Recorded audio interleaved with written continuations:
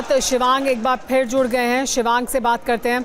शिवांग, हमने अभी जो पुलिस है उनकी तरफ से जो बयान दिया गया वो भी अपने दर्शकों को सुनवाया है और जो छात्र कह रहे हैं वो भी हम लगातार सुनवा रहे हैं।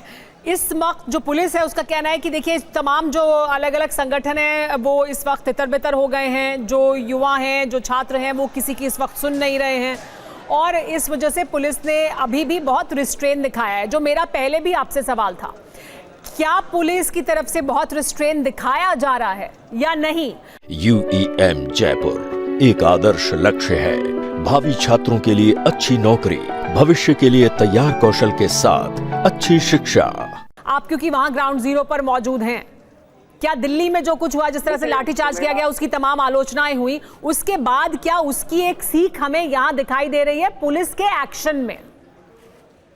बिल्कुल बिल्कुल सुमेरा, आपने ठीक कहा। जो दिल्ली में हुआ उसकी सीख झारखंड सरकार ने ली है और वैसी तस्वीर यहाँ पे बिल्कुल भी नजर नहीं आ रही है जैसी जंतर मंतर पे नजर आई थी। सुबह से ही ये प्रोटेस्ट चल रहा है। 10 साढ़े 10 बजे के आसपास ये प्रोटेस्ट शुरू हो गया था और अभी तक ये प्रोटेस्ट चल रहा है जब दोपहर के 3:30 बजने वाले हैं। ऐसे में पुलिस ने लगातार रिस्ट्रेन दिखाने का काम किया है। आप सोचिए कि 6 बैरिकेड को तोड़ के जो आंदोलनकारी हैं वो आगे बढ़े हैं। अब इसके आगे अगर वो जाते हैं तो 700-800 मीटर की दूरी पे हाईकोर्ट भी है और दूसरी तरफ विधानसभा भी है। ऐसे में पुलिस को लाठीचार्ज करना पड़ा ताकि छात्रों को वो तितर-बितर कर सके, आंसू गैस के गोले दागने पड़े, क्योंकि ये आंदोलन का कोई एक नेतृत्व नहीं है। ये आंदोलन अलग अलग गुटों में बटा हुआ है। इसीलिए पुलिस और प्रशासन को भी ये मुश्किल का सामना करना पड़ रहा है कि वो बात करे तो आखिर करे किससे। और आप जानते हैं क्योंकि भीड़ जब बेकाबू हो जाती है ज्यादा तादाद में तो पुलिस को इस तरह का छोटा बल प्रयोग करना पड़ता है। इसी वजह से पुलिस ने अब बल प्रयोग करके लोगों को तितर-बितर करने का काम किया है। कुछ लोग कच्चे रास्ते से, खेतों के रास्ते से विधानसभा तक पहुंच गए थे। इसीलिए पुलिस ने वहां भी जो है वो कटीली तारों वाली जो बैरिकेडिंग आपने तस्वीरों में देखा होगा वो की थी। 5 से 6 बैरिकेड्स को तोड़ के आगे बढ़ना, ये अगर पुलिस ना चाहती तो ना होने देती।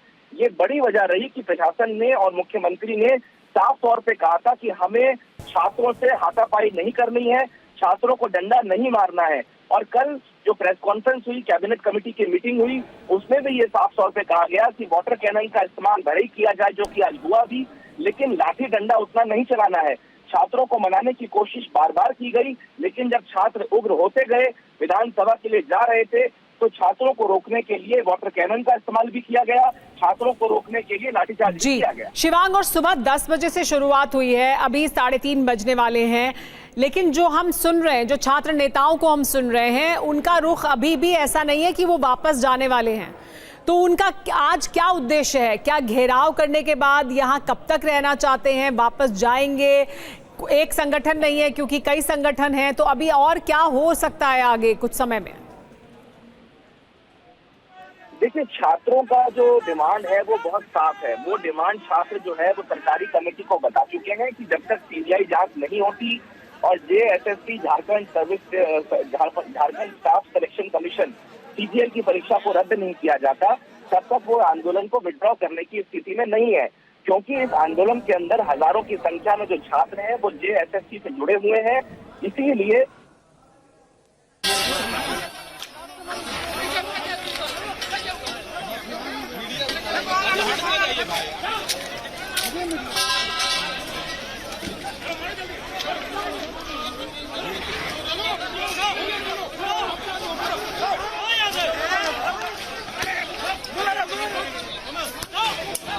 देखिए ये तस्वीरें हम आपको दिखा रहे हैं।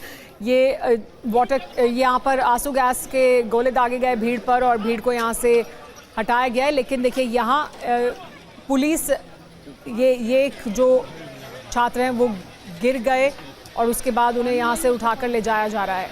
तो यहाँ पर पुलिस भी मदद करती हुई दिखाई दे रही है, हटाते हुए दिखाई दे रही है, साथ ही उनके मदद कर रहे हैं। लेकिन यहाँ बैरिकेड के इस तरफ पुलिस बल तैनात हैं, फोर्सेस तैनात हैं, लेकिन दूसरी तरफ छात्रों को आप देख सकते हैं उन पर किस तरह से आंसू गैस के गोले दागे जा रहे हैं ताकि ये भीड़ यहाँ से हटे। 7 लेयर की बैरिकेडिंग थी उसको तोड़ते हुए आगे बढ़ चुकी है। अलग अलग रास्तों से यहाँ पर जो युवा हैं वो पहुँच चुके हैं विधानसभा के आसपास, और इस वजह से भी अब बड़ी चुनौती प्रशासन के सामने, पुलिस के सामने ये है कि शांतिपूर्ण तरीके से चल रहे इस प्रदर्शन को इसी तरह से यहीं पर ख़त्म किया जा सके, जो अभी नहीं लग रहा है कि होता हुआ दिख रहा है। 2 तस्वीरें देखिए, आंसू गैस के गोले किस तरह से भीड़ पर दागे गए उसकी तस्वीर हम आपको दिखा रहे हैं। दूसरी तरफ भी देखिए, आंसू गैस के गोले जो दागे गए वो पुलिस की तरफ आकर वापस गिरे, फिर उनकी तरफ से वापस भीड़ की तरफ फेंके गए हैं, वो तस्वीरें भी आप देख रहे हैं। तो दोनों तरफ जो युवा हैं उन पर भी आंसू गैस के गोले दागे जा रहे हैं, और ये जो बैरिकेड के इस तरफ पुलिस के लोग मौजूद हैं, प्रशासन के लोग मौजूद हैं और अलग अलग फोर्सेस के लोग मौजूद हैं, वो भी इस आंसू गैस के चपेट में आ रहे हैं।